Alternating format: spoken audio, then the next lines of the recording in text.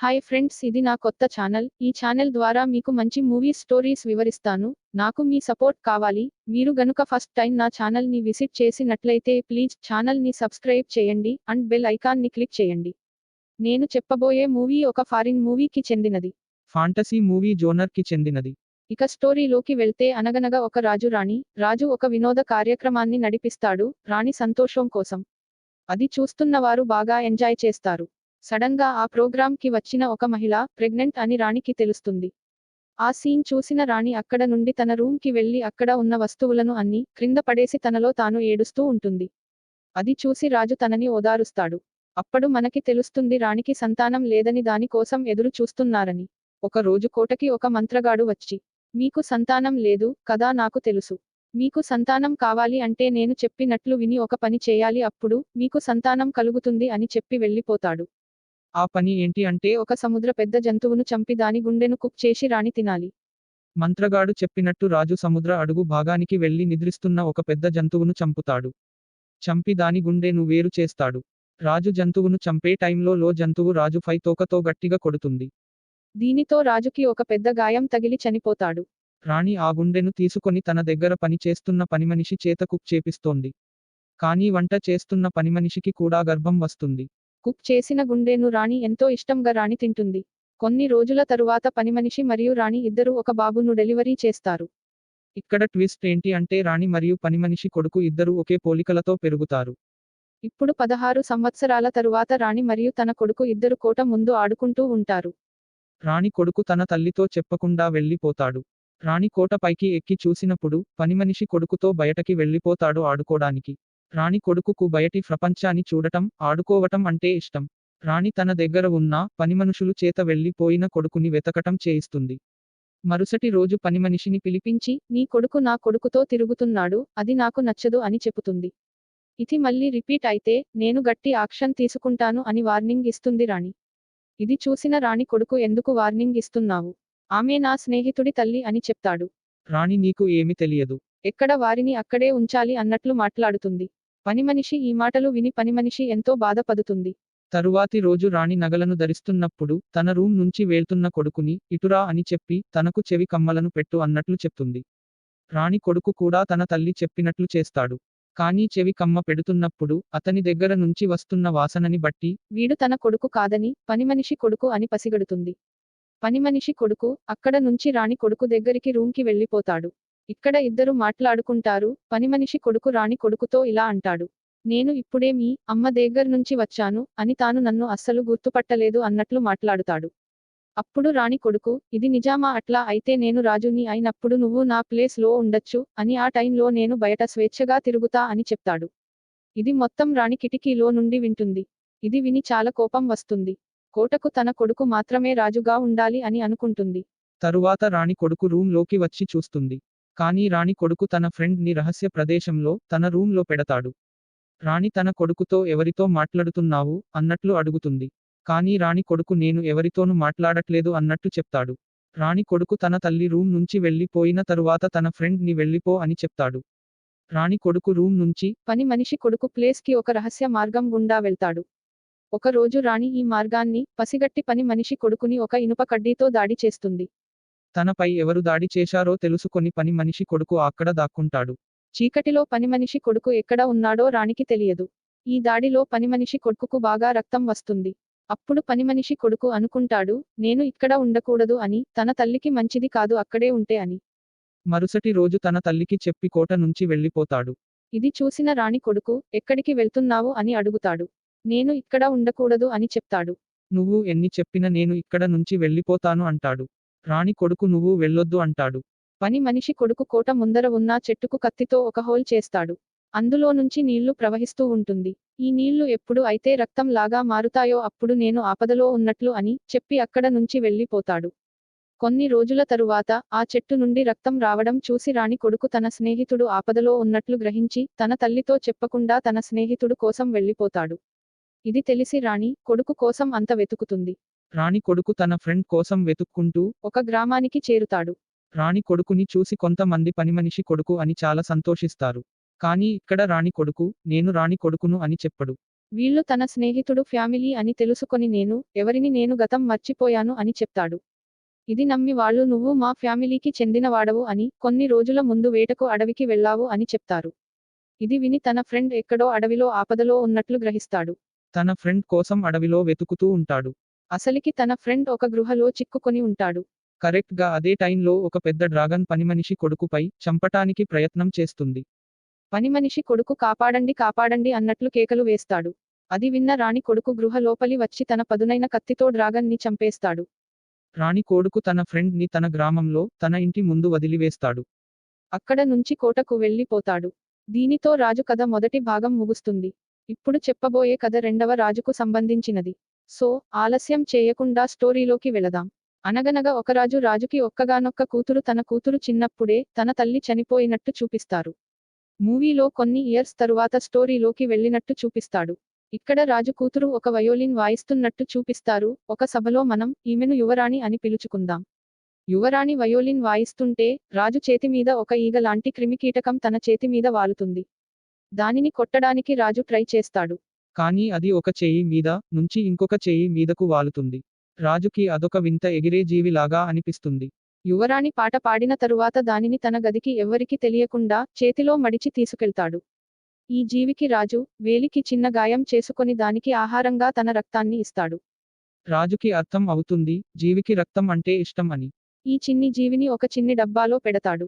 దానిని భూతద్దం నుంచి చూస్తాడు. మరుసటి రోజు యువరాణి రాజుతో మాట్లాడుతూ, రాజా నేను బయటి ప్రపంచాన్ని చూడాలి అని అనుకుంటున్నాను అని చెబుతుంది. రాజు దానికి నువ్వు ఇంకా చిన్నపిల్లవు, నీకు పెళ్లి చేసిన తరువాత నువ్వు నీ భర్తతో వెళ్ళిపోతావు, అప్పుడు నీకు అన్ని తెలుస్తాయి అన్నట్లు రాజు చెప్తాడు. రాజు తన దగ్గర ఉన్న జీవికి ఆహారాన్ని రహస్యంగా తీసుకెళ్తాడు. ఆ జీవి కొంచెం కొంచెంగా పెద్దదిగా మారుతుంది. ఒక రోజు రాత్రి రాజు తన దగ్గర ఉన్న డాక్టర్ ని పిలుస్తాడు. రహస్యంగా ఎవ్వరికి తెలియకుండా తన రూమ్ లోకి రమ్మని చెప్తాడు. డాక్టర్ అంటాడు రాజుతో, రాజా మీకు ఏం ప్రాబ్లం వచ్చింది చెప్పండి అని రూమ్లోకి ఎంటర్ అవుతాడు. రాజు ముందర నువ్వు రూమ్లోకి రమ్మని నాకు బాగానే ఉంది అని చెప్పి తన దగ్గర ఉన్న వింత జీవిని చూపిస్తాడు. ఆ వింత జీవి చాలా లావు అవ్వటం చూస్తాం. రాజు డాక్టరుతో ఈ జీవి చాలా వింతగా సౌండ్ చేస్తుంది. చూడు అన్నట్లు చెప్తాడు. డాక్టర్ ఆ వింత జీవిని చూస్తున్నప్పుడు ఆ వింత జీవి పెద్దగా సౌండ్ చేసి మరణిస్తుంది. రాజు డాక్టర్ ని వెళ్లి పొమ్మని, ఈ విషయం ఎవరికైనా చెపితే చంపేస్తాను అని చెప్తాడు. నెక్స్ట్ డే రాజు యువరాణితో నీకు స్వయంవరం ఏర్పాటు చేశాను అని ఒక డ్రెస్ ఇచ్చి రెడీ కమ్మని చెప్తాడు. ఆ స్వయంవరానికి ఎవరైనా రావచ్చు అని చాటింపు ఇస్తాడు. రాజు వచ్చిన రాజులకు ఒక పరీక్ష పెడతాడు. తన దగ్గర ఉన్న వింత జీవి చర్మాన్ని వేలాడదీసి అది దేనికి చెందినదిగా చెప్పమంటాడు. అంటే అది ఏ జంతువు చర్మమ్మని అని చెప్పమంటాడు. వచ్చిన రాజులు చాలా మంది దాని పెద్ద సైజు చర్మాన్ని చూసి రకరకాల ఎనిమల్స్ పేర్లు చెప్తారు. కానీ అది యానిమల్ కాదని, అది ఒక ఎగిరే జీవి అని రాజుకు మాత్రమే తెలుసు. అప్పుడే ఒక ఆజానుబాహుడు వచ్చి దాన్ని చూస్తాడు. ఇతను అడవిలో ఎత్తైన కొండగుహలో ఉంటాడు. ఇతను వాసనను బట్టి ఏ జంతువో చెప్పగల టాలెంట్ ఉంటుంది. మనం ఇతనిని అడవి మనిషి అని పిలుచుకుందాం. ఈ అడవి మనిషి ఆ చర్మం వాసనను చూసి అది ఒక ఎగిరే జీవి అని చెప్తాడు. దానికి రాజు ఆశ్చర్యపోయి ఇదే కరెక్ట్ ఆన్సర్ అని చెప్తాడు. ఇది చూసి యువరాణి భయం వేసి కోటపైకి వెళ్లి చనిపోవడానికి ట్రై చేస్తుంది. వెంటనే రాజు వచ్చి ఇది నేను కావాలని చేయలేదు, ఇది నీ తలరాత అన్నట్లు చెప్తాడు. వెంటనే యువరాణి అడవి మనిషి వెంట వెళ్ళిపోతుంది. యువరాణిని అడవి మార్గం గుండా ఎత్తైన కొండ ప్రాంతం గుండా ఒక గుహలో పెడతాడు. మరుసటి రోజు తాను ఉండే కొండకి ఎదురుగా ఒక మనిషి ఉండడం చూసి నేను ఒక రాజ్యానికి యువరాణిని, నన్ను ఒక వ్యక్తి ఇక్కడ బంధించాడు అని చెబుతుంది. అది విన్న ఆవిడ మరుసటి రోజు తన కొడుకు వచ్చి కాపాడుతాడు అని చెప్పి వెయిట్ చేయమని చెబుతుంది. మరుసటి రోజు తన కొడుకు వచ్చి ఒక పెద్ద తాడుతో యువరాణిని తన వైపు తీసుకెళ్లడానికి ట్రై చేస్తాడు. రెండు కొండలకి పెద్ద స్పేస్ ఉంటుంది. తాడు సహాయంతో ఒకదారి లాగా చేస్తాడు. ఇది చూసి అడవి మనిషి వాళ్ళు వెళ్తున్న దారిలోనే వెళ్లి వాళ్లను పట్టుకోవాలని చూస్తాడు. యువరాణి కొండకి అటువైపు వెళ్లిన తరువాత వాళ్ళు తాడును కట్ చేస్తారు. అడవి మనిషి క్రింద పడిపోతాడు. నెక్స్ట్ సీన్ లో యువరాణిని కాపాడిన వాళ్ళతో ఒక బండిలో వెళ్తుంది. అందరూ చాలా ఆనందంగా మాట్లాడుకుంటారు. యువరాణిని కాపాడిన వాళ్ళు గారడీ చేసే వాళ్ళు అనుకోకుండా అడవి మనిషి బండి వెనకాల నుంచి వచ్చి కాపాడిన వారిపై దాడి చేస్తాడు. కాపాడిన వారి దగ్గర కొంచెం ఆయిల్ ఉంటుంది. దానిని అడవి మనిషిపై పోసి నిప్పు పెడతారు. ఈ దాడిలో అడవి మనిషికి కొంచెం చర్మం కాలిపోతుంది. దీనికి కోపం వచ్చి యువరాణిని కాపాడిన వారిని అందరినీ అడవి మనిషి చంపేస్తాడు. ఇది చూసి యువరాణి అక్కడ నుండి తప్పించుకునే ప్రయత్నం చేస్తుంది. కానీ అక్కడ మార్గం లేక అక్కడే ఉండిపోతుంది. అడవి మనిషి యువరాణిని చూసి చాలా కోపంగా చూస్తాడు. కాని యువరాణి తన మీద ప్రేమ ఉన్నట్లు చూపిస్తుంది. దీనికి అడవి మనిషి నా భుజం మీద ఎక్కు ఇంటికి తీసుకెళ్తా అన్నట్టు యువరానికి చెప్తాడు. అప్పుడు యువరాణి అడవిని మనిషి భుజం ఎక్కుతూ తన దగ్గర ఉన్న చాకుతో అడవి మనిషిని గొంతును కోసి చంపేస్తుంది. యువరాణి తండ్రి కూతురు లేదని తప్పు చేశా అని మంచాన పడతాడు. ఒకరోజు తన కూతురు వచ్చిందని తెలిసి బయటకు వస్తాడు. యువరాణి తన తండ్రితో నువ్వు నాకు పెళ్లి చేసిన వాడిని చంపేశాను అని చెప్పి వాడి తలను చూపిస్తుంది. కూతురు ధైర్య సాహసాలు చూసి తండ్రి తన రాజ్యానికి యువరాణిని చేస్తాడు.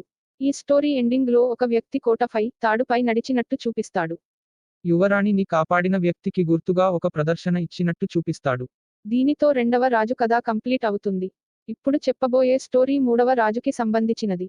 సో ఆలస్యం చేయకుండా స్టోరీలోకి వెళదాం రండి. ఇతను ఒక రాజు కామపిశాచి. ఒకరోజు ఇతగాడు బాగా డ్రింక్ చేసి గార్డెన్ నుంచి తన కోటపైకి వెళ్తున్నప్పుడు ఒక అందమైన అమ్మాయి గొంతు వినిపిస్తుంది. ఎవరా అని కిటికీ పై నుంచి క్రిందకు చూసినప్పుడు ఒక అమ్మాయి ఎంతో అందంగా పాట పాడుతుంది. కాని రాజు ఆమె ముఖాన్ని సరిగ్గా చూడలేదు.